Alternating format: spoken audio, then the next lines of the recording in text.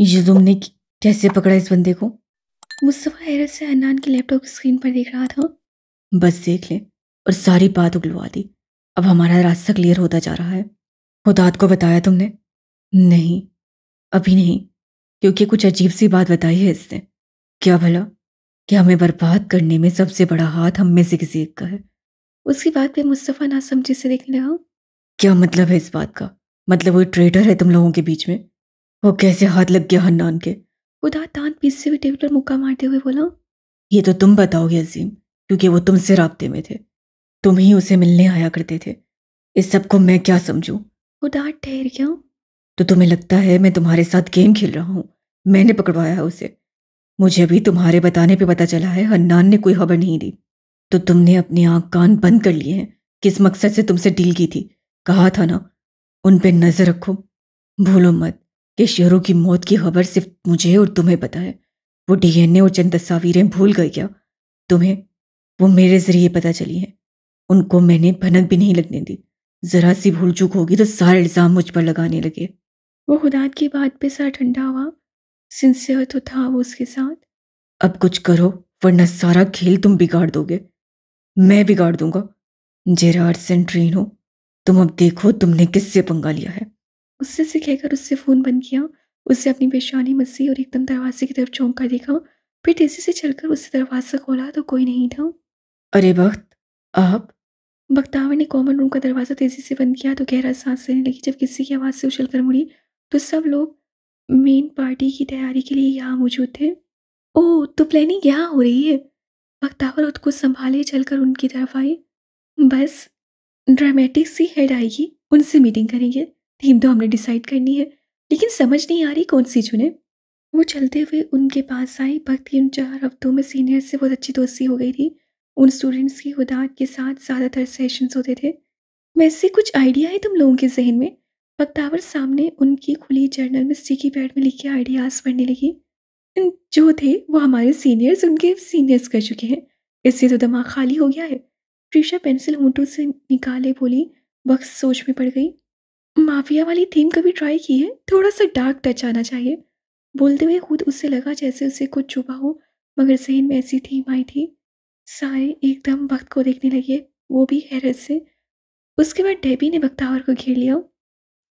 Yes वक्त darling, तुम तो जीनियस हो। हमारे दिमाग में ये आइडिया क्यों नहीं आया? ओह गॉश, इतना ज़बरदस्त प्लान। वाकई वक्त, ये वाली थीम तो हमारे जहन में नहीं आई। डॉक्टर बनने के चक्कर में हम मेडिकल से बाहर ही नहीं निकल रहे। यार मैम से कहते हैं बख्तावर को अपना हेड ऑफ टीम बनाए। अरे नहीं नहीं, आप लोग भी ना। मैंने तो बस आइडिया दिया, मुझे क्या पता है इससे काम होगा। किसी की दस्तक देने पर वो मुड़े। बख्तावर ने तेजी से मुंह घुमाया। मिस आलम, तो आप यहाँ पर हैं। आपको काम दिया था ना, ना कि ब्रेक। अरे सर, बी को रिलैक्स रहने दिया करें। हमसे ज़्यादा तो प्रेशर आप इसे देते हैं। हाँ सर, इतना मज़ा आता है इसकी कंपनी में। और सर, आपकी असिस्टेंट बहुत जीनियस है। इससे हमें ऐसा आइडिया दिया कि हम तो बस संग रह गए। हम तो इसे ही हेड ऑफ ऑर्गेनाइजिंग टीम बना रहे हैं। उदार पेंट की जेबों में हाथ डाले उस तरफ आया। वक्त उसकी तरफ नहीं देख रही थी। अच्छा, ऐसा क्या अनोखा आइडिया बता दिया मिस आलम ने कि आप सब पागल हो रहे हैं? तंस में डूबा लहजा उससे कागज को खरोचना शुरू कर दिया। माफिया थीम, आप सोच सकते हैं कितना मजा आएगा। हम जब गैंगस्टर की बंदियां बनेंगी, लाल कपड़े, हाथों में सिगरेट, हाई हील्स। फन है ना गाइस? ओह, तो ये आइडिया है। वैसे ऐसी चीज की उम्मीद थी मिस आलम से। चुप हो जाओ हुदा, चुप हो जाओ। सर दैट्स रूड, हम तो यही थीम रख रहे हैं। और हेड से कहकर बख्तावर हमारी टीम ऑर्गेनाइजर करेगी। बच्चे भी ऐसी थीम ना रखें अब। और तुम लोग ये काम करने चले हो। ग्रो अप गाइस, तुम लोग डॉक्टर्स बनने वाले हो। भग को उस बात की तवक्का थी, वो उसकी बेइज्जती करेगा। सर, बच्चे ना रखें, हम तो रखेंगे। मेरी मानो तो जोहाना से थीम पूछो, उसके आइडियाज बेहतर होते हैं। उसकी पार्टीज तुम लोगों ने देखी थी ना, मैगजीन कवर्स तक में आ गई। उसको ऑर्डर से मिलने लगे। फैंसी रखो ताकि प्रोफेशनल और प्रेजेंटेबल भी लगे। बख्तावर अब उठ गई। मैं जरा बाथरूम से होकर आई। वो किसी के बिना सुने यहाँ से चली गई। एकदम अजीब सी खामोशी छा गई। सर, आपको बख्त से ऐसे बात नहीं करनी चाहिए थी। उदात ने हैरत से सबको देखा जो बख्त की हमायत में उसे खोलने लगे। मैंने ऐसा क्या कह दिया? वो तेजी से भागते हुए उदात के ऑफिस की तरफ उससे से बढ़ी। अब तो बहुत हो गया। इस डॉक्टर के साथ काम करते हुए उसको तकरीबन 1 महीना होने लगे थे। और उसकी हर एक हरकत पर वो हर बार सबर की खून पीती थी। अब तो बहुत हो गया है। डॉक्टर ने अपनी लिमिट्स क्रॉस कर दी थी। बदतमीजी की भी हद होती है। वो होता कौन है उसके पर्सनल लाइफ पे बोलने वाला, उसके मामलों में दखल देने वाला, उसको टोकने वाला, सबसे बढ़कर इंसल्ट करने वाला। वो बॉस है ना कि शोहर, तो उसके शोहर की तरह क्यों बिहेव कर रहा था? वो तेजी से बिना नॉक किए आई और देखा खुदा टेबल के साथ बैठा किसी से लैंडलाइन पे बात करने लगा था। ए रुझान, मैं बस थोड़ी देर में आता हूँ, आपने परेशान नहीं होना, ओके? उससे फोन रखा और वक्त को देखा, जो गहरा सांस लेते हुए सब गुस्से में दिखाई दे रही थी। मिस आलम, लगता है आपके लिए मैनर्स की क्लास रखनी होगी। आपको सिखाया नहीं है कि बिना परमिशन के दाखिल होना बदतमीजी की अलामत है। सर, हम मिलके क्यों ना क्लास ले लें, क्योंकि इस क्लास की आपको भी जरूरत है। वो तन से मुस्कुराहट उछालते हुए आगे आई। उदार ने ग्लासेस को पीछे धकेला। आप अपनी हद में रहें तो बेहतर होगा मिस आलम। मैं अपनी हद में ही हूँ डॉक्टर हुदाद। आप क्यों अपनी हद दिन ब दिन भूलते जा रहे हैं? कौन सी हद भूल रहा हूं मैं? हाँ, बताना पसंद फरमाएंगी? किस हद की बात कर रही हैं? वो ऊंचा चौड़ा ग्रे सूट में मलबूस उसके सामने आ खड़ा हुआ। बख्तावर एकदम उसकी आंखों के तासुर को देखकर पीछे हुई। बोलो, जब इतने जोर से दंदनाते हुए मुझे कन्फ्रंट करने आई हो तो सही से करो। तुम्हारी बहुत सी हरकतों को मैं नजरअंदाज करता हूँ। तुम्हारी बेवकूफ़ी पर आंखें बंद करके मूव ऑन किया, और तुम इस तरह मुझसे बिहेव करोगी? तुम हो क्या चीज़ बख्तावर? खुदा अब ताड़ा, मैं जीती जागती इंसान हूँ जिसका आप बेरहमी से फायदा उठा रहे हैं। ऐसा रवैया अपना रहे हैं जैसे मैंने आपके साथ बहुत बुरा किया हो। कोई और मेरे काम की तारीफ करता है तो आपसे बर्दाश्त नहीं होता। कोई मेरे साथ बैठना चाहता है तो आपका दिमाग घूम जाता है। कोई मेरे से दोस्ती करना चाहता था तो आप उसके साथ मेरे लिए दिल बुरा करने की कोशिश करते हैं। कोई मुझे यहाँ पढ़ने की तजवीज़ से जॉब की ऑफ़र करता है तो आप मुझे सबकी नज़रों में लो कैटेगरी की एम्प्लॉय साबित करते हैं। सबको बताते हैं कि मैं फेलियर या लूज़र हूँ हर काम में। अगर इतनी लूज़र हूँ तो मुझे अभी तक काम पे रखा क्यों है? इतनी बुरी हूँ तो मेरे से काम करवाते क्यों हैं? मुझे पार्टी वैसे भी ऑर्गेनाइज नहीं करनी थी, लेकिन कम से कम मेरी इंसल्ट तो ना करते। और जो है ना, इतनी स्पेशल है तो उसी को रख ले। वो स्मार्ट, टॉल, इंटेलिजेंट, खूबसूरत है ना, तो गो टू हेल्प मिस्टर हुदाद आलम। मैं बख्तावर आलम जूते पे रूंधती हूँ ऐसी नौकरी को। जब तारीफ नहीं कर सकते तो कुछ ना ही कहें तो आपके लिए बेहतर है, वरना मुंह की ही खाएंगे। वो जाने लगी जब हुदाद ने उसका बाजू पकड़ा। मैंने तुम्हें जाने का कहा, एक कदम भी हिली तो मुझसे बुरा कोई नहीं होगा। वो एकदम हुताद और अपने बाजू को देखने लगी। छोड़े मेरा बाजू, आपको पता भी है हरेसमेंट है। उसकी बात पे हुदाद हंसा। हरेसमेंट? My foot. उससे बख्त की कमर पकड़ी और उससे अपने करीब किया। बख्तावर की आंखें फैल गईं। उसका वजूद बिल्कुल साकित हो गया। ये बाजू, ये आगोश, ये खुशबू, ये किस लिए? ये हर उस चीज के लिए जो आपने मेरे लिए की। तोबा, ये वो क्या बोलती है? तुम मेरी हो, सुना तुमने? कोई तुम्हारी तारीफ करे, कोई तुमसे बात करेगा, कोई तुमसे दोस्ती तो दूर तुम्हें आंख उठाकर भी देखेगा, तो मुझसे बुरा कोई नहीं होगा। और इस पार्टी को ऑर्गेनाइज करोगी जिसके मेंबर ज़्यादा से ज़्यादा लड़के हैं, दिमाग ख़राब है मेरा, और उसके अंडर काम करोगी जिसकी गंदी नज़रें तुम पर से हट नहीं रही थी। बोलो, जवाब दो। और इंसल्ट? कौन सी इंसल्ट? क्या तुम हो ऐसे? क्या तुम्हें मेरी सबसे की हुई बात पे इतना यकीन है? इंसल्ट याद रही, तारीफ नहीं नजर आई।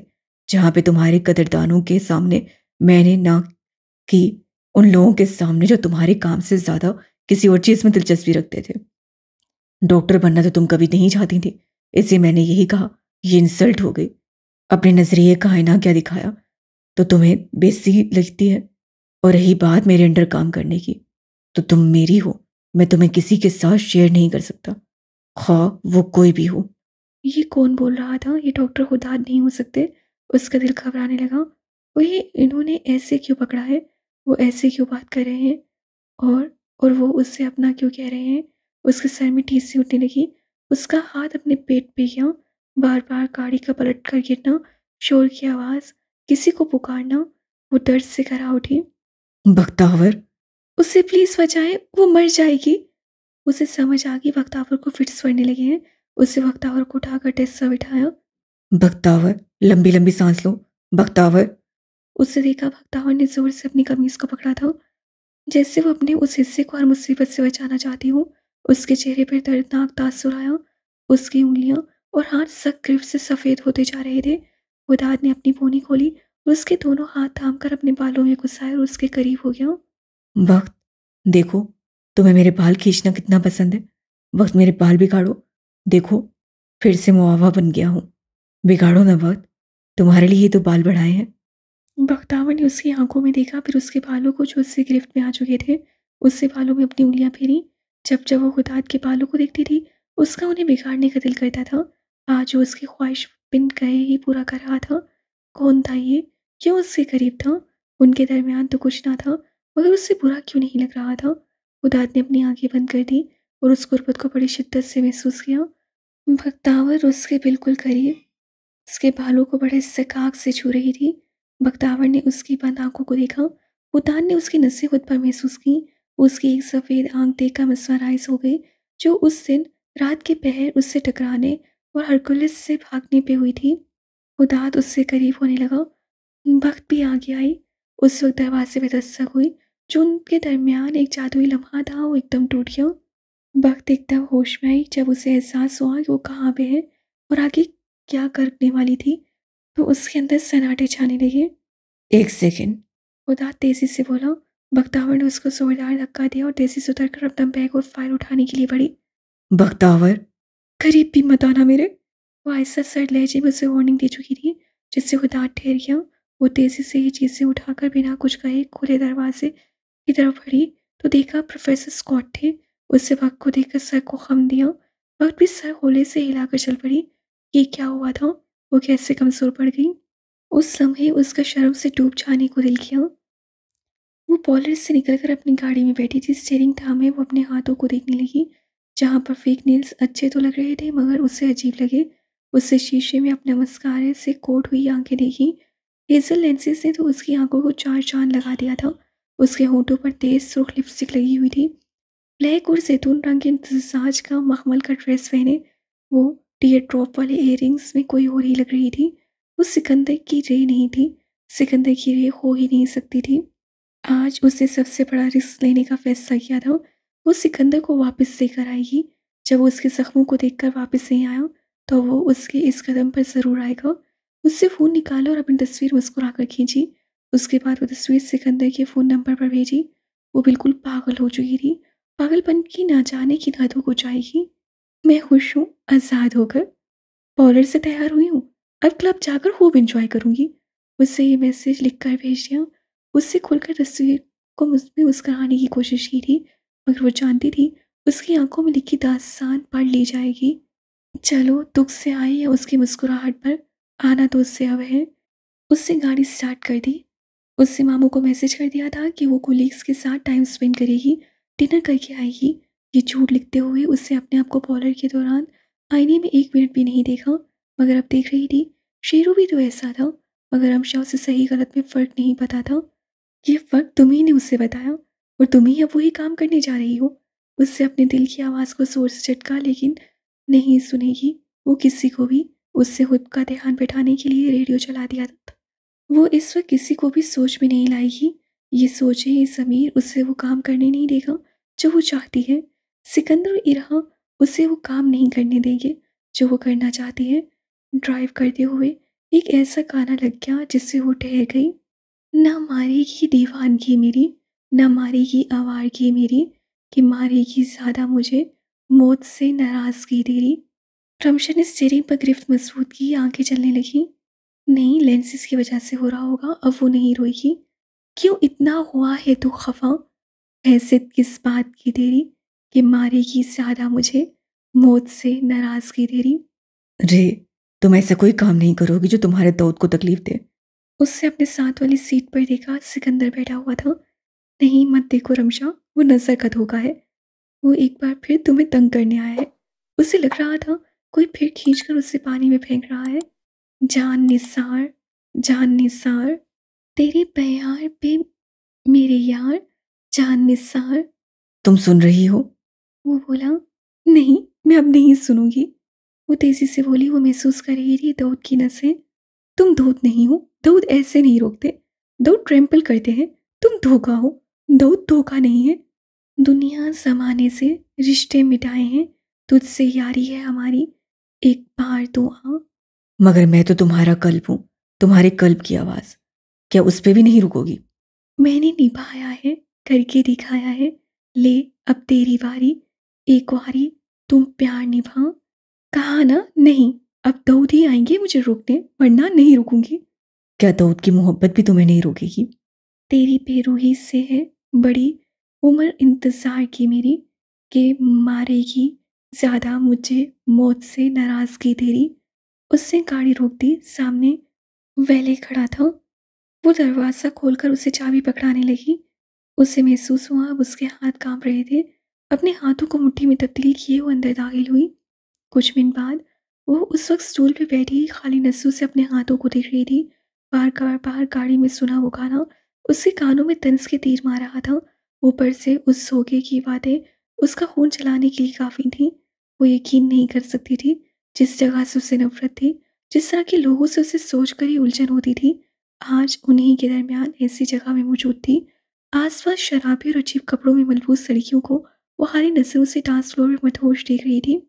वो यहाँ आ तो गई थी, मगर समझ नहीं आ रही थी क्या करे। उससे रोना आ रहा था। वो यहाँ से भाग जाना चाहती थी, मगर वो जाएगी नहीं। मैम, आप क्या लेंगी?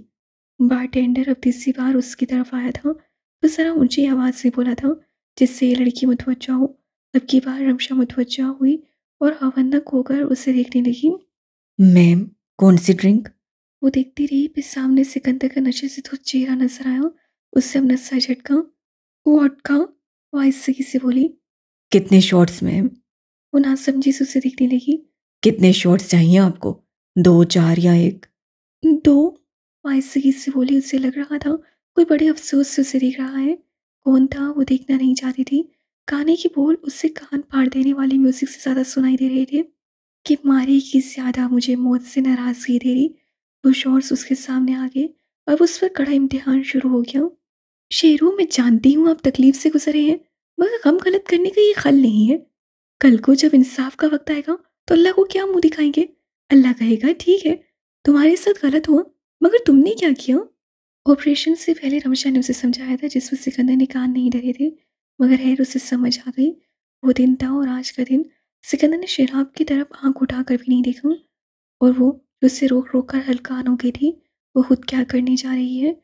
उसने शॉर्ट सा ग्लास देखा, जैसे वो तोसक से लाए गए हों। आंखें जोर से बंद किए उससे मुट्ठी भींची और ग्लास पकड़ने लगी। एकदम उससे अपने हाथ पीछे कर लिए। नहीं, मैं नहीं कर सकती। नहीं, मैं खुद को मार सकती हूँ, मगर नहीं, मैं ऐसी नहीं हूँ। मेरे मामा पापा मर जाएंगे। वो तेजी से स्टूल से उठ गए, किसी से टकराए। उसका दिल रुक गया। जब उससे सर उठाकर देखा तो उसे लगा शेरू होगा। शेरू आ गया। वो उसे देखकर यहाँ आ गया, मगर ये क्या? जबड़े पीछे और ब्लैक सूट में कोई और नहीं, जावेद था। ज- जावेद भाई आप? जावेद ने रमशा को और फिर इर्द गिर्द उस माहौल को देखा। फिर उससे रमशा की कलाई पकड़ी और उससे लेकर चलने लगा। रमशा के दिल हालत में आ गया। जावेद यहाँ क्या कर रहा है? उससे बड़े एहतियात से रमशा को उस क्लब से निकाला। बिना किसी धक्कम पेल का शिकार हुए वो आराम से बाहर निकल गए। जावेद ने अभी तक रमशा की कलाई नहीं छोड़ी। ये गिरफ्त न सख्ती न ढीली, मगर इतना बताने के लिए काफ़ी थी कि वो गुस्से में था। उसके अंदाज से पता चल रहा था उसे रमशा से इस कदम की उम्मीद नहीं थी।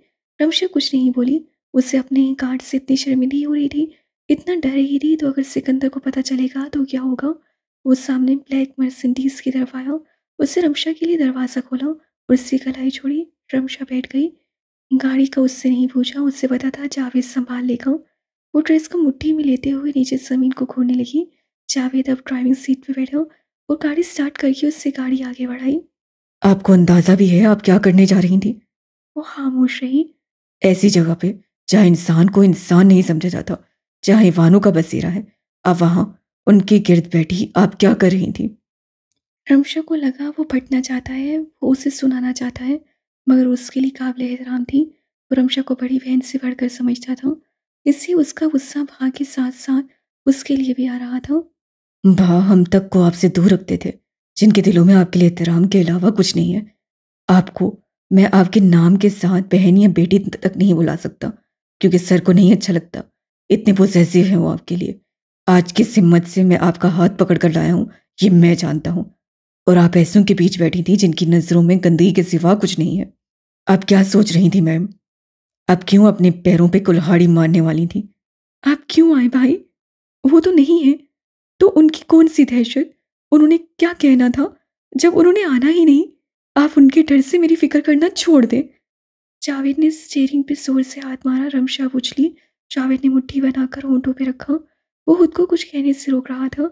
उसके बाद वो बोला, बात सुन ले मेरी आप मैम, वहाँ मौजूद हो या ना हो, मेरा फर्ज है कि आप और इरा की हिफाजत मरते दम तक करता रहूं, और मुझे इस काम से अब कोई नहीं रोक सकता।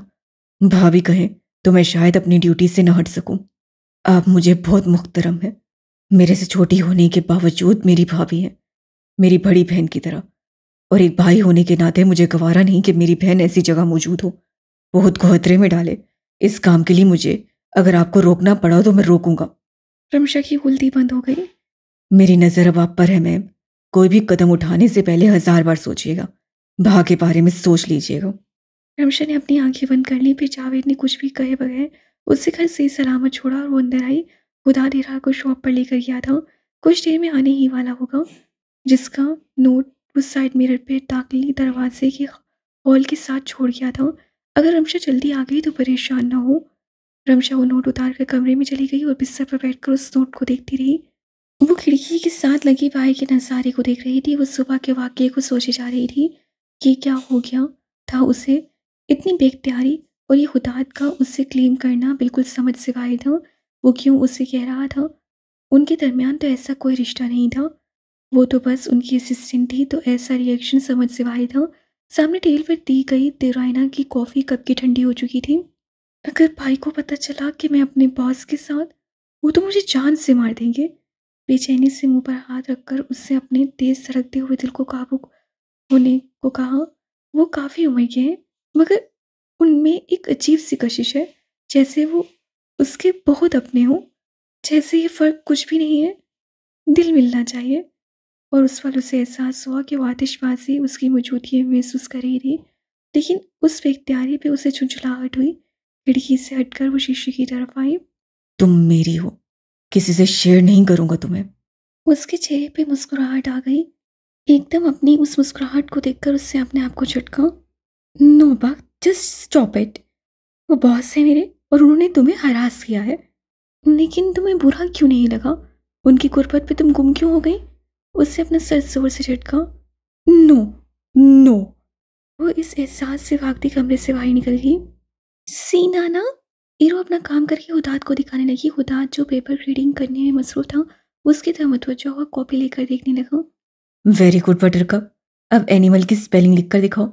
इरा कॉपी लेकर दोबारा लिखने लगी। इरा को इस उम्र में होमवर्क नहीं मिला करता था, मगर फिर भी खुदात उसको मसरूफ रखने के लिए पढ़ाता था।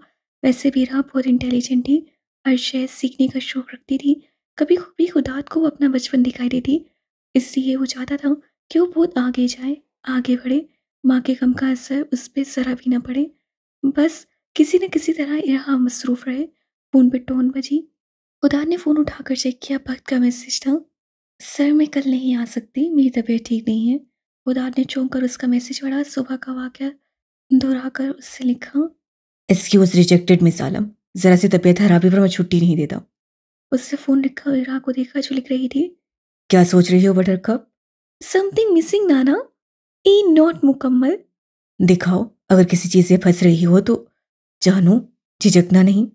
एली से वी नॉट शो और वीकनेस। इरा की बात पे खुदा ने भन में हैरत से ऊपर की। ये एली तो बड़ा साइकोलॉजिस्ट निकला, क्या क्या बातें सिखाता है, तुम ज्यादा उसकी नहीं सुनने लगी। वो मुस्कुराया। ही से गुड थिंगी, वो अच्छी बातें बताता है, उसी से तो इरो को हौसला मिलता है। मगर बटरकप, अपनी कमजोरी दिखाने में कोई शर्म महसूस मत करना, खासकर अपनी फैमिली से। ये कोई बुरी चीज नहीं है। खुदा ने गहरा सांस लेकर कहते हुए कॉपी देखने लगा।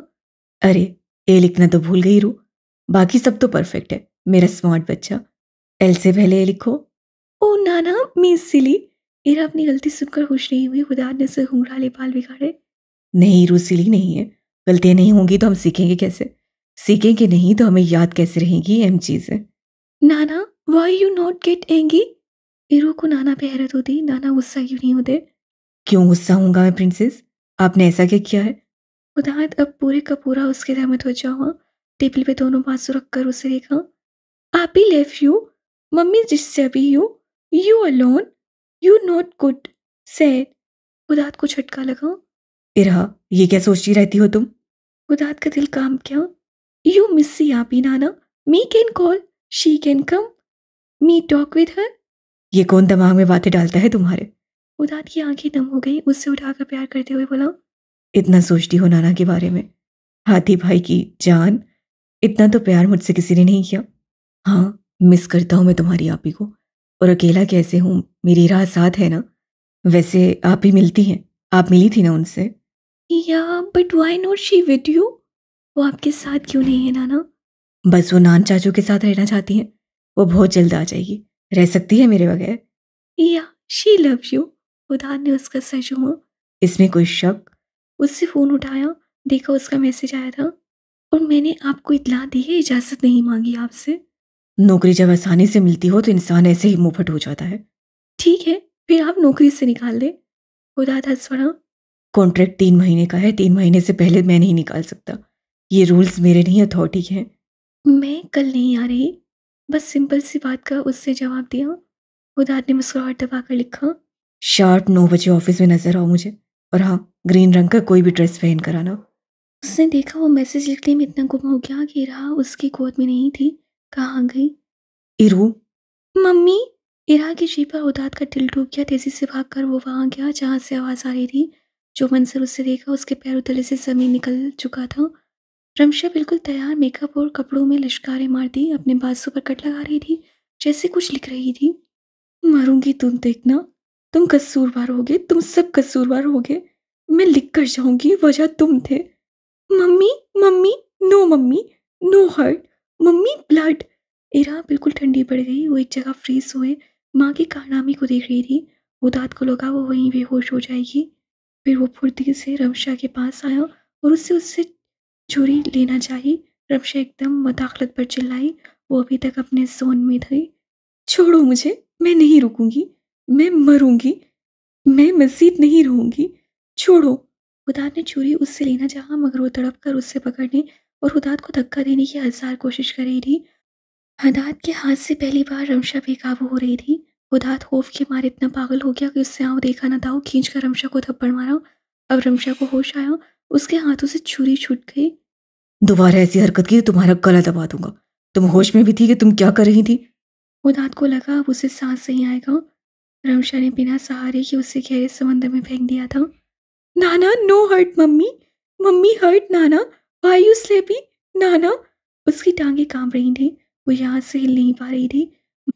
माँ को तकलीफ में देखकर वो आंसू भी नहीं बहा पा रही थी। उसे समझ नहीं आ रहा था हो क्या रहा है। मम्मी का खून निकल रहा है, नाना ऊपर से मार रहे हैं, क्या था ये? खुदा ने उससे कंधे सख्ती से पकड़कर झुंझुड़ा। क्या करने वाली थी तुम? हाँ, क्या करने वाली थी? रमशा, आंखें खोलो, इधर देखो, ये सब क्या है? नाना, मैं हर्ट करूंगी उसे रू, उसे हमारी परवाह नहीं है, तो हम क्यों उसकी परवाह करें? ये जानती नहीं ये क्या कर रही थी। रमशा, तुम अपने आप को नहीं, तुम मुझे और इसे मार रही थी। इसे देखो, देखो क्या हो गया है तुम्हें, क्या हो गया था बच्चे? रमशा। रमशा ने उदात की आंखों में देखा तो उसे समझ नहीं आई वो किससे देख रही है। मिशे, तुम क्या कर रही थी? तुम्हें क्या हो गया है रमशा? क्या सिकंदर ही था? तुम्हारी जिंदगी में हम नहीं थे। मुझे छोड़ो, अपनी बेटी को देखो। अगर उस पर इतना जुल्म करना था तो इसे लाती ना। अगर ये इतनी अहम नहीं थी तो इसे पैदा ना करती, इसका तो ख्याल करती। वो देखो, रो भी नहीं पा रही। ये क्या किया तुमने? उसे सीधा जाकर कपड़ा दराज से निकाला और उससे कट पे बांधा। रमशा अभी तक साकित थी। मुझे लगता है मेरे 4 महीने की मेहनत बर्बाद हो गई। मैं तुम्हें फेल कर चुका हूँ। मैं तुम्हें क्या, सबको फेल कर चुका हूँ। मैं लूजर हूँ रमशा। तुमने आज मुझे एहसास दिला दिया, मुबारक हो। क्या उसका लहजा पर आ चुका था? मामूर हो रहे थे, ये क्या कर दिया उससे? क्या कहूँ मैं तुम्हें रमशा? अगर ये कदम दोबारा उठाया तो पहले मुझे और इरा को आग लगाकर मारना, क्योंकि हम नहीं देख सकते, हम भी सफर कर रहे हैं। रमशा अब भी कुछ न बोली। खुदात के सपाट लहजे पे अब फूट फूट कर रो पड़ा। वो इरा को उठाकर जाने लगा। इरा खुदात के पास सोए मचलने लगी। नाना, let go, you hurt mummy, you hurt her, नाना, पापा will kill you, you hurt mummy. अब वो नाना के कंधे पर मुक्के मारने लगी। रमशा एकदम तड़प कर भागी और बड़ी ही तेजी से उदात के सामने आकर इरा को लेना चाहा। वो बोल नहीं पा रही थी मगर उसकी आंखों में ममता की तड़प थी। खुदात ने बिना कुछ कहे उससे राह दे दी, जो माँ से चिपक गई। "Mommy, me sorry. Nana bad. Nana hurt you. Me will tell Papa." उदान बिना कुछ कहे चल पड़ा। गाड़ी में बैठा और स्टीयरिंग पर सर रखकर वो रोने लगा। 5 मिनट नहीं हुए थे कि उसका फ़ोन बजने लगा। देखा तो बख्तावर की कॉल थी। नम आंखों से उससे पग की तस्वीर को देखा और उसको फ़ोन बंद करना चाहा कि एकदम उससे फ़ोन कान से लगाया। हेलो, उस लहजे को नॉर्मल रखते हुए कहा, मगर उसका लहजा काफ़ी भारी था। आप ठीक तो हैं ना? खुदात हैरान रह गया। क्या उस लड़की ने कैमरा लगाया था? डॉक्टर? नहीं, मैं ठीक नहीं हूँ बख्त। मैं टूट गया हूँ। मैं फेल हो चुका हूँ। मैं फेल हो चुका हूँ। मैं ठीक नहीं हूँ। मैं ठीक नहीं हूँ। खुदात! बख्त तड़प उठी। खुदात कहाँ हैं आप? खुदात आप रो क्यों रहे हैं? खुदात आप हैं कहाँ? मेरा इस वक्त छलांग लगाने का दिल चाह रहा है छत से। उसने सीट से सर टिकाकर थके हुए लहजे में कहा। आंसू साफ करने के लिए उससे हाथ नहीं बढ़ाया। खुदात, खुदा के लिए कुछ मत कीजिएगा। खुदात मैं आ रही हूँ। प्लीज़ फ़ोन मत बंद करें। आप बताएं आप कहाँ हैं? उसका दिल बहुत घबरा चुका था। बस सही चल रहा था, उड़ के आ जाए। खुदात कसम है आपको, कोई भी गलत कदम उठाया आपने, खुदात मैं मर जाऊंगी। खुदात मैं कह रही हूँ। उससे दरवाज़ा बंद और खुलने की आवाज़ के साथ लिफ्ट की आवाज़ सुनाई दी। वो चौकस हो गया। ये लड़की क्या पागल है? बख्त मैं ठीक हूँ। आप कुछ मत कीजिएगा, मैं आ रही हूँ खुदात। आपने कुछ किया तो मैं जान ले लूंगी। प्लीज़ कुछ मत कीजिएगा। वो भी होश में नहीं थी। खुदात को अपने अंदर ठहराव महसूस हुआ। रुक जाओ, मैं आ रहा हूँ, वहीं ठहरो। आप? बख्त मैं आ रहा हूँ। मैं कुछ नहीं करने वाला, रिलैक्स। उससे गाड़ी स्टार्ट की। फ़ोन बंद मत कीजिएगा, मुझसे बात करें। आप रो क्यों रहे थे? बस ऐसे ही दिल कर रहा था। दिल ऐसे नहीं करता। आप रोए क्यों? आजमाइश कभी कभी आपको रुला दिया करती है। कुछ ऐसी आजमाइश से मैं भी दो चार हूँ। ऊपर से तन्हाई ऐसी कि काट खाने को ढूंढती है। आप तन्हा नहीं है, प्लीज खुद को तन्हा मत कहिए। तो क्या नहीं हूँ? नहीं, मैं हूँ आपके साथ। आपके दिल में जो कुछ हो वो मुझसे शेयर किया करें। तुम तुम तो एम्प्लॉय हो। भला एक बॉस एम्प्लॉय से कैसे बात शेयर कर सकता है? आप मेरे सब कुछ हैं। खुदात एकदम उसकी सरगोशी पर साकित हो गया। वो उसके बिल्डिंग के करीब आ चुका था। 5 मिनट हो गए, दोनों के दरमियान खामोशी रही। फिर खुदात बोला, मैं नीचे हूँ। मज़ीद 5 मिनट बाद बख्तावर टी शर्ट और पजामे के ऊपर लंबी सी ब्राउन कार्डिगन पहनकर भागते हुए आई। खुदात ने फ़ोन कान से लगाया था। बख्तावर ने भी लगाया था। वो एक दूसरे की आंखों में देख रहे थे। मुझे ऐसी बात बताओ जो मुझे पता ना हो। काली और सफ़ेद इम्तिज़ाज की आंखें मुझे बहुत अच्छी लगती हैं और उनमें नमी मुझे हरगिज़ पसंद नहीं। खुदात गाड़ी से निकला। बख्त तेज़ी से बिन कहे भागकर उसकी बाहों में समा गई। खुदात ने उसके गिर्द बाजू लपेट लिए। मैं नहीं जानती हमारे बीच क्या है। मैं नहीं जानती। हम एक दूसरे को पहले से जानते हैं। मुझे नहीं याद आता कि पहले आपको कहीं देखा है, मगर मैं इतना ज़रूर कहूँगी, मैंने आप ही से मोहब्बत की है। मेरा दिल आपकी तरफ खींचा चला जाता है। इतने अजनबी होकर भी आप मुझे अपने लगते हैं, मेरे लगते हैं। कुछ गलत, कुछ बुरा महसूस नहीं होता? खुदार ने कुछ नहीं कहा, बस उसके बाल थपक कर बोला, क्योंकि निकाह ऐसा बंधन है जो कभी कुछ गलत महसूस नहीं होने देता। हम कुछ गलत नहीं कर रहे। अब वक्त एकदम ठहर गई। ऐसे ही से उससे अलग होते हुए देखा। निकाह मतलब? तुम मेरी बीवी हो बख्तावर और मैं तुम्हारा शोहर। हमारी शादी 1.5 साल पहले हुई थी। मम्मी, मी कॉल एली। रमशा जो बिस्तर पर बैठी सोच में गुम इरा को अपने सीने से लगाए उसके बाल सहला रही थी। एकदम इरा की बात पे चौंकी। क्यों इरुजान, मम्मी से डर लग रहा है? रमशा ने अपनी बेटी की आंखों में नहीं देखा। रमशा बेटी की आंखों में देखती तो सिसक उठती। उसे सिकंदर की आंखें नजर आती और उन आंखों में ढेरों शिकवे होते। No mummy, you are hurt. Ellie will treat you. He will become doctor ना, so people not get hurt. I don't want you to get hurt. Mummy आप तकलीफ में हो, इलान आपको ट्रीट करेगा। वो डॉक्टर बनेगा ना, इसलिए ताकि लोग तकलीफ में ना हो। मैं नहीं चाहती आप हर्ट हो। रमश ने तकलीफ से अपनी आंखें बंद की। माँ से मोहब्बत करने के मामले में वो बिल्कुल अपने पाप पर गई थी। पता नहीं क्या देखा था उन दोनों ने उसमें। कभी दिल बुरा ही नहीं हुआ उनका रमशा के लिए। हालांकि रमशा बार बार उन्हें तकलीफ देती थी, मगर वो बदले में उससे प्यार और उसकी फिक्र करते थे। उसमें मामू भी शामिल थे। उससे उनका भी दिल दुखाया था। कितनों का दिल दुखाओगी रमशा तुम? रमशा ने इरा के सर को दोबारा चूमा। मैं ठीक हूँ इरा, आप परेशान मत हो। मैं अब बिल्कुल ठीक हूँ। इरा जो सीधी लेटी हुई थी एकदम मुड़कर माँ के गिर्द बाजू फैलाए बोली, मम्मी, मैं साथ हूँ मम्मी। पापा डोंट कम, डोंट वरी, मैं साथ हूँ। You will no be sad. Mummy पापा आए या ना आए, मैं आपके साथ हूँ। मैं Juniba will take care of you. Ramsha की एक आंख से आंसू टूट कर निकला। हाँ, अब तुम ही हो। तुम्हें नहीं खो सकती मैं जुनीबा। मुझे अब तुम्हारे लिए जीना है। मैं अब तुम्हारे लिए जीऊंगी। वो उससे ऐद करते हुए बोली। उसका सर दबकने लगी। अगर आप मेरे शोहर हैं तो आप मेरे पास आए क्यों नहीं? आपने मुझे बताया क्यों नहीं? इतनी देर खामोश रहने के बाद वो बोली। जब से खुदात ने बताया था कि वो उसका शोहर है, तब से उसकी बोलती बंद हो गई थी। उसके एकदम फ्रीज होने पर खुदात भी परेशान हो गया। उसे एहतियात से पकड़ गाड़ी में बिठाया और खुद भी बैठकर उससे कुछ कहना चाहा, मगर कुछ सोचकर उससे मोबाइल बख्तावर को पकड़ाया। वक्त ना समझी उस मोबाइल को लिया और खोला तो एकदम उसकी आंखें फैल गई। मजीद गौर करने पर उससे देखा तो अब तो उसके अंदर अजीब सा सन्नाटा छा गया। ये तो वही थी, मगर सर पर बड़ी सी नीली रंग की टोपी पहने, इतनी बड़ी खूबसूरत सी मुस्कुराहट के साथ पोस्ट मार्टी, वो पता नहीं कहाँ पे थी। हमारी हनीमून की तस्वीर है, मालदीव। हाँ, पीछे रेत और गहरा नीला पानी के साथ ताड़ के दरख्तों की भी जरा झलक नजर आती थी। उदार ने आगे बढ़कर अपने अंगूठे से फ़ोन खोला और एल्बम्स में गया। उससे प्राइवेट एल्बम खोला, क्योंकि उससे भगता और उसकी हाथ तस्वीरें थी। मेल एल्बम खोलते ही उसमें सिकंदर की तस्वीर आ जानी थी। अभी वो सिकंदर का बाप नहीं खोलना चाहता था। एक एक बात उसे आहिस्ते से बताएगा, ताकि वो हर बात को बड़े आराम से हजम कर ले।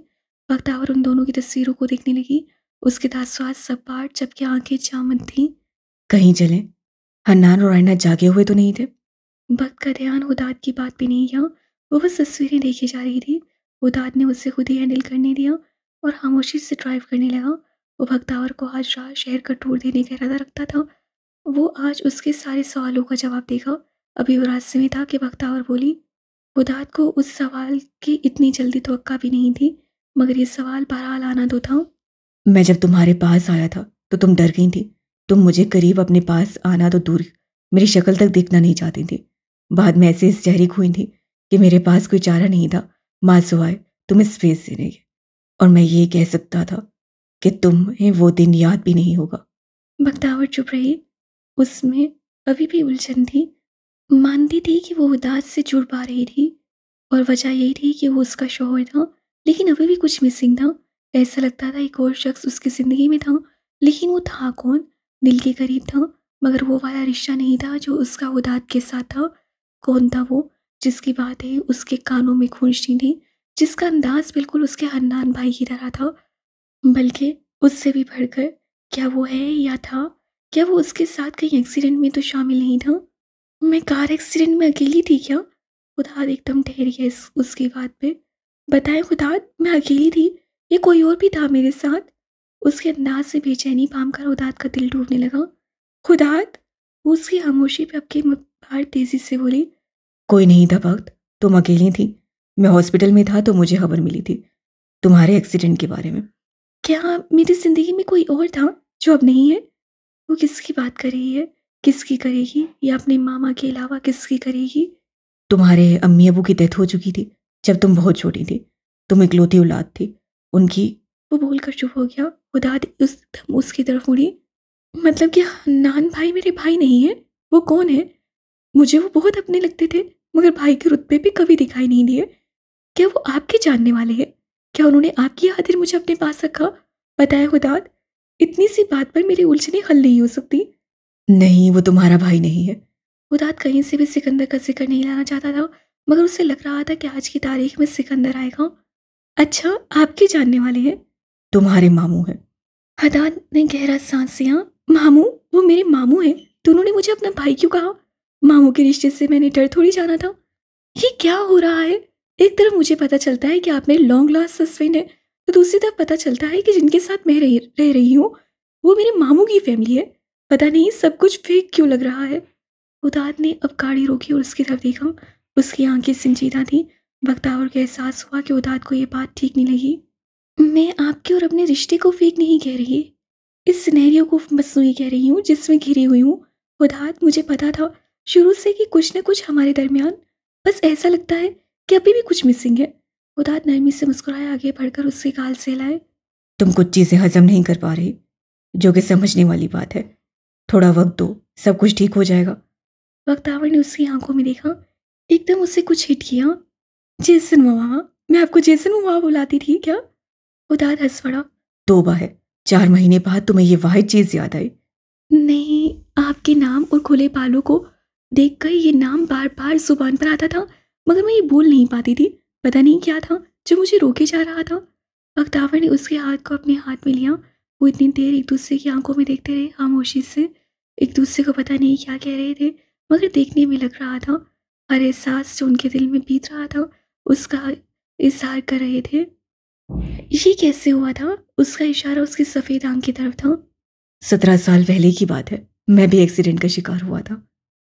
ये हम मियाँ बीवी का हादसे के साथ अजीब ही रिश्ता है, बख्तावर ने दुख से कहा। हादसे अच्छे भी होते हैं और बुरे भी। हर हादसे के पीछे एक वजह होती है। मुझे मेरा हादसा तुम तक लाया, तो मुझे मेरा ये नुकसान बुरा नहीं लगता। उससे अपनी सफ़ेद आंख की तरफ इशारा किया। बख्तावर मुस्कुराई। मैं सोचती हूँ कि हमारी उम्र में बहुत ज़्यादा फ़र्क है, लेकिन ऐसा क्या है जो मुझे आपकी तरफ खींचता था? इसका जवाब मुझे मिल गया। मुझे याद हो ना हो, ये बात तो तय है कि मेरी रूह सिर्फ आपको अपने लिए कबूल करती है। Glad to hear it. खैर, बातें तो होती रहेंगी, क्योंकि हम एक स्नेकी टीनेजर की तरह घर से निकल चुके हैं। क्यों ना इस मोमेंट को एंजॉय करें। बातें तो होती रहेंगी। बख्तावर को एकदम याद आया कि वो घर से बाहर निकली है। ओ माय, अगर भाई और आप ही, मेरा मतलब है मामू को पता चल गया तो बहुत नाराज होंगे।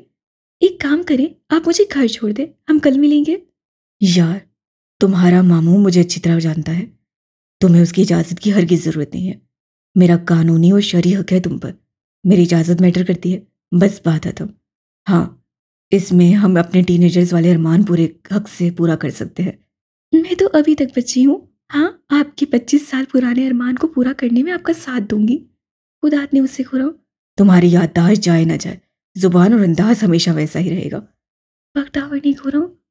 दूर या पास रहूं आपके, खड़ूस के खड़ूस रहिएगा। ऐसा लगता है फौज से वास्ता रहा है आपका। कैप्टन रह चुका हूँ, वो अलग बात है कि निकाला गया हूँ। बख्तावर का मुंह खुल गया। आप फौज में थे? कुछ ऐसा ही था। इस तरह बात करते करते हुदात ने एक मार्ट पे गाड़ी रोकी। आओ चुड़ैल, थोड़ी सी शॉपिंग करते हैं, फिर ऐसी जगह जाकर होप बैठकर जंक फूड खाएंगे और अपना काम हल्का करेंगे जहां कोई ना हो। इस सुलिये में मैं आपके साथ बाहर नहीं जाऊंगी। उतरने लगा तो बख्तावर मुकर गई। बख्तावर अजीम, जहां तक मुझे पता था वो बुरे से बुरे हुलिये में भी होती थी, तो अपने शौक पूरा करने के लिए फटाफट उस जगह पहुंचती थी। कपड़े बदलना तो दूर, बालों में ब्रश कर ले बड़ी बात है। और अभी तुम बिल्कुल आम से हुलिये में हो। मुझे भी तो देखो किस हुलिये में हूँ। बख्तावर ने देखा हुदात ब्लू टी शर्ट और ब्लैक आरामदेह पजामे में अपने बालों की पोनी बनाए बिल्कुल परफेक्ट लग रहा था। बस उससे ग्लासेस नहीं पहनी थी, दाढ़ी भी हल्की सी ट्रिम होने वाली लग रही थी। बख्तावर खामोशी से निकली। हम मिले कैसे थे? मेरा मतलब यहाँ फिर? मैं और तुम पाकिस्तान रहते थे, लाहौर में, और हमारी मुलाकात हनान और दुरायना के घर में हुई थी। वो ट्रॉली पकड़कर अंदर आया। उससे वो दिन याद आया जब वो बख्तावर को मार्ट लेकर आया था। कैसे उससे चॉकलेट्स का ढेर अपने आगोश में लिया था, कैसे चीज़ें गिराकर उसका नुकसान करवाया था, मुस्कुराकर उसे सह हिलाया। मुस्कुरा क्यों रहे हैं? उससे हुदात को देखा जो हॉट फ्लेमिंग चीटोस के बड़े बड़े पैकेट निकाल कर डाल रहा था। इसे कैसे मालूम कि? हाँ, शोहर है। कुछ नहीं, अब हर बात बता बता कर मुझे पता नहीं क्यों तुम पर गुस्सा आ रहा है। तुम हमारे दरमियान गुजरे पलों को आखिर कैसे भूल सकती हो? कुछ देखते हुए बिल्कुल तुम्हें कुछ याद नहीं आता। बख्तावर ने मीठे और नमकीन पॉपकॉर्न्स फेंके। जैसे मेरे इख्तियार में है ना। ज़हन पे जोर डालती थी तो सर में शदीद दर्द होने लग जाता।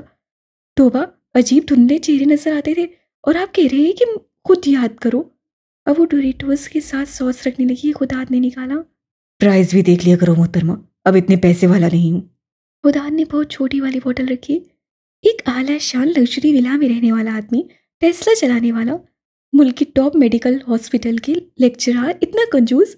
और ये घड़ी जो कि टैग की पहनी है, ये 4-5 हज़ार डॉलर से कम की नहीं होगी। खुदात ने चॉकलेट समेत मज़ीद जितनी चीज़ें थी वो डालने लगा एकदम उसे, और अपनी घड़ी को देखने लगा। थैंक यू बताने के लिए कि मैं अमीर हूँ, मगर ऐसा नहीं है। जिस आलीशान घर में रह रहा हूँ वो मेरी भांजी का है, गाड़ी भी उसी की है। मेरी गाड़ी वो इस्तेमाल करती है। और रही कमाने की बात, आई एम कंफर्टेबल। एहतियात से खर्च नहीं करूँगा तो क्या छोड़ूंगा, तुम्हारे लिए और अपने बच्चों के लिए। खुदात ने एकदम अपनी बात फिसल जाने पर खुद को कोसा। रही इस घड़ी की बात, तो ये मेरी बीवी ने लेकर दी है।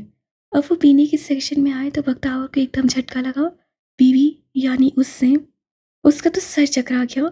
जिंदगी में $500 से ऊपर रकम नहीं देखी और ये 5-6 लाख की घड़ी उसे दे दी। वो मैंने मुझे क्या ये मैंने व्हाट? तुम क्या पियोगी? पानी। मैं कहाँ से इतने पैसे वाली? मैं तो परसों अपने पैसों से 30 यूरो का बैग लेते हुए 1000 बार सोच रही थी, वो भी जरूरत के तहत। और मैं ये घड़ी, आप मजाक कर रहे हैं? Morning star. वो इसलिए क्योंकि तुम्हें अपनी कमाई से खर्च करना पड़ा था। है, मेरी 38 बर्थडे पर तोहफा दिया था। वो अब अपनी मर्जी का ड्रिंक डालकर अब कैश काउंटर की तरफ आया। मुझे लगता है बैंक लूटा होगा क्योंकि इतने पैसे मेरे पास नहीं हो सकते। खुदा दस बड़ा। अच्छा, तो ये चोरी का माल है। वो दोनों अब गाड़ी में बैठ चुके थे। वक्त उसके बाद से खामोश हो गई थी। सलामी में पैसे नहीं मिलते क्या? उसी से दिया होगा। हमारी शादी तुर्की में हुई थी, हनीमून मालदीव में, पहले स्विट्जरलैंड में थे, अब वियना में। लगता है मैं किसी रईस की औलाद थी। आप तो खुद को गरीब जाहिर कर रहे हैं। ओह गॉड, मैं जो बस या ट्रेन में कॉलेज आती हूँ उससे इतनी लग्जरी लाइफ गुजारी। हाँ, तुम अमीर तो थी, माँ बाप पीछे बहुत छोड़ कर गए। मुझे पाला मामू ने था। हाँ, वो बेतवज्जो लहजे में बोला। वो समझी कि अन्नान, जबकि उसका ध्यान सिकंदर हदीद की तरफ गया। लेकिन खैर, फिलहाल आज के लिए बहुत है, मेरा सर घूम जाएगा। उसने अपने सर को दबाया। उदात ने आगे बढ़कर उसके गर्दन के पिछले हिस्से को पकड़कर दबाया। रिलैक्स वक्त, मुझे मालूम है कि it's a lot to take, मगर हजम हो जाएगा। अच्छा, गेस करो हम कहाँ जा रहे हैं? उसकी गर्दन को दोबारा दबाकर फिर उसके एक कंधे को दबाया। उसके बाद उससे बाल बिगाड़ते हुए कहा, किसी पुरसुकून जगह पर। हाँ, कुछ ऐसा ही है। काफी देर बाद वो किसी नेचर पार्क में मौजूद घास पर बैठे एक दूसरे से बात कर रहे थे। आप रोए क्यों थे? वो ईरो का फेवरेट सेब का जूस, जो कि अब उसका भी था, पीते हुए चौंका। बस ऐसे। कंधे उचकाए वो बोला।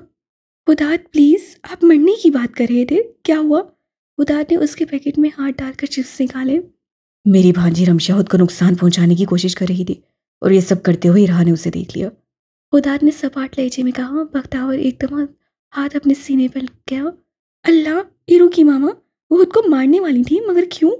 उदात ने चांद की ओर जरा फांसे हुए बड़े से बल्ब की रोशनी में उसके आंसू देखे। हाँ, शुक्र है मैं आ गया, मगर उसे रोकने की खातिर मैंने उसे थप्पड़ मार दिया और इस बात के लिए मैं खुद को कभी माफ नहीं करूंगा। अगर उसे मालूम हो गया तो उससे मुझे जान से मार देना है।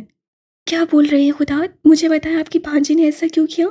उन इरू, उस मासूम जान का क्यों ख्याल ना आया? इरू कहाँ है? आप उसे किधर छोड़ाए? वो उससे करीब आए। वो अपनी मम्मी के पास है। तुम्हें तो पता है, लाख मेरे से करीब हो, प्यार तो उसे अपनी मम्मी से बहुत है। हम अक्सर रे की अंदरूनी जंग में उसे उसके हाल पे छोड़ देते थे, मगर इरा नहीं छोड़ती। इरा माँ को स्पेस नहीं देती थी। जब जब रमशा दुखी होती वो माँ से चिपक जाती। मम्मी बस नो सेड, मम्मी नो कराए। हम सबको, हत्ता कि अपने फेवरेट पापा को भी ट्रैम्पल करने लग जाती। ट्रैम्पल? आप कब तक लोगों को बख्शेंगे मामा? ट्रैम्पलिंग से बात सही आएंगी ना? मुझे तो आपसे बात करते हुए खौफ आता है। ये वो किससे मुहातिब थी? वो किसी की गहरी काली आंखों और संजीदा चेहरा बार बार सामने आ रहा था। कौन था वो? उसके अब्बू कहाँ हैं? अब्बू? सारे फसाद की जड़ ही वो है। पता नहीं जमीन खा गई या आसमान निकल गया, कुछ खबर नहीं। और पीछे रमशा सफर कर रही है। बख्तावर को ये सुनना पता नहीं क्यों अच्छा नहीं लग रहा था। ऐसा लगता था जैसे किसी बहुत अपने के गुम हो जाने पे उसका दिल तड़प उठा हो। कोई बहुत मुकद्दस रिश्ता था उस काली आंखों वाले शख्स से। क्या हुआ उन्हें? किसी चक्कर में उसे अगवा कर लिया गया। 4 महीने से उसका कुछ अता पता नहीं। उसके जाने के बाद से रमशा वर्स कंडीशन में है। पहले तो बहुत चीखती चिल्लाती थी, तोड़फोड़ करना, हॉस्पिटल के ढेरों चक्कर उसकी वजह से लग जाने, घर से नंगे पैर बाहर निकल जाना, उसे ढूंढना, उसके बाद पकड़कर जबरदस्ती लाना, और भी बहुत वावेले उससे किए। फिर जरा नॉर्मल हुई तो हम समझे, समझौता कर लिया हालात से, मगर नहीं, वो अपने अंदर की जंग शुरू कर बैठी। कट्स लगाने लगी, खुद को जलाने लगी, बस ऐसी कोशिश करती जिससे वो दर्द महसूस करे। मेरी बर्दाश्त आज खत्म हो गई थी जब मेरी नजरें उसके बाजू पर लिखी दास्तान पे गई। मैं रो पड़ा। मैं उसे फेल कर चुका था। तुम्हारा गम कम था जो ये भी देखना पड़ा। ओह हुदान, आई एम सो सॉरी। बगदाव ने हुदान को अपने साथ लगाया। मुझे माफ कर दे। तुम्हारी कोई गलती नहीं है, इस बात पे शर्मिंदा मत होना। गलती उस शख्स की है जिससे मेरी भांजी से ऐसी मोहब्बत की कि उसके वजूद के बगैर ही ऐसे पागल और दीवानी हो गई। वो एक शख्स एक ड्रग की तरह था। उसका नशा तबाह बर्बाद कर देने वाला था। उसकी मोहब्बत मर मिट जाने वाली थी। बड़ी कमाल और अजीब शख्सियत का मालिक है। बस दुआ करो वो आ जाए, नहीं तो मुझे आगे के लिए बहुत डर है। इंशाल्लाह वो आएंगे, आप परेशान मत हो, वो ज़रूर मिल जाएंगे। इंशाल्लाह। खुदा ने जूस का कैप खोलकर उसे दिया, वक्त ने ले लिया। वो वैसे कैसे थे? मेरा मतलब है किस तरह के आदमी थे? मेरा मतलब जैसे हीरो उनकी फैन है। बेटियां तो होती हैं, मगर आपके जिक्र में मैंने सताइश महसूस की है। औरत अपने शोहर को लेकर गमगीन होती है, मगर ये तो नेक्स्ट लेवल देख रही हूँ। वो कैसे थे? तुमने ब्यूटी एंड बीस देखी है? हाँ, मुर्तज़ा के साथ अभी 3 दिन पहले। बीस की पर्सनैलिटी है ना, बिल्कुल उसकी भी ऐसी थी। बाहर से पत्थर का मुजस्मा जिससे शोले उगल लेते थे। कभी कभी फनी इजी गोइंग, तो कभी ऐसा कि खाल उतार देने वाला। धूप छाँव जैसा मिजाज रखने वाला, अपनों का दिल अजीज और दुनिया वालों के लिए दहशत और हकारत की मिसाल। वो रमशा का दाऊद था। वक्त एकदम अपने अंदर अजीब सन्नाटा महसूस करने लगी। वो ऐसे आदमी को जानती है, वो ऐसे आदमी को जानती है। हाँ, वो जानती है। पोजेसिवनेस का एक अलग स्टैंडर्ड कायम किया था। उसकी खातिर सबको मारने को तैयार। मतलब बस बख्शना उसकी फितरत में नहीं था, मगर रमशा के आंसू उसे पिघला दिया करते थे। वो एक हाथ से जो लोगों की जान निकाल लेता था, उसके हाथ रमशा को सख्ती से पकड़ने से भी कांपते थे। वो रमशा का साइको बीस था। बख्तावर की हालत अजीब होने लगी। वो ऐसे शख्स को जानती है। उससे देखा, उसके पीछे एक बच्ची 7 बरस की रोते हुए किसी का इंतजार कर रही थी। उसके बाजू में चोट लगी थी और उस चोट की जलन के बायस वो सिसक रही थी। फिर उससे देखा, कोई लंबा चौड़ा खूबसूरत आदमी जिसकी शक्ल काफी धुंधली सी थी। उससे देखा, वो लड़की उसको देखकर जोर जोर से रोने लगी। मामा! वो शख्स परेशानी से झुका और उससे आगोश में लिया। मामा, मुझे दर्द हो रहा है, मामा मैं गिर गई थी। फिर उसने उस शख्स को बड़े प्यार से उसे थपकते और उसके आंसू पोंछते देखा। फिर वो उसको माथा चूम रहा था। क्या वो उसके पापा थे? मगर वो तो मामा बुला रही थी। कौन थे ये? उसके बाद उसे उस शख्स से उसे उठाया और किसी पे ठाड़ा था। उसकी आंखें, अरे ये तो वही काली आंखें थी। मेरी बच्ची गिरी और तुम लोग अब बता रहे हो? मैं तुम सबको जान से मार दूंगा अगर मेरी बेटी को कुछ हुआ। ये मेरी बेटी है, डीमन कापो की बेटी। फिर वो रूसी जुबान में किसी से कुछ कह रहा था, रूसी। उसके बाद वो लोग गायब हो गए। बख्त, बख्त। हाँ, उससे देखा, हुदात परेशानी से उसका चेहरा थामे उसे देख रहा था।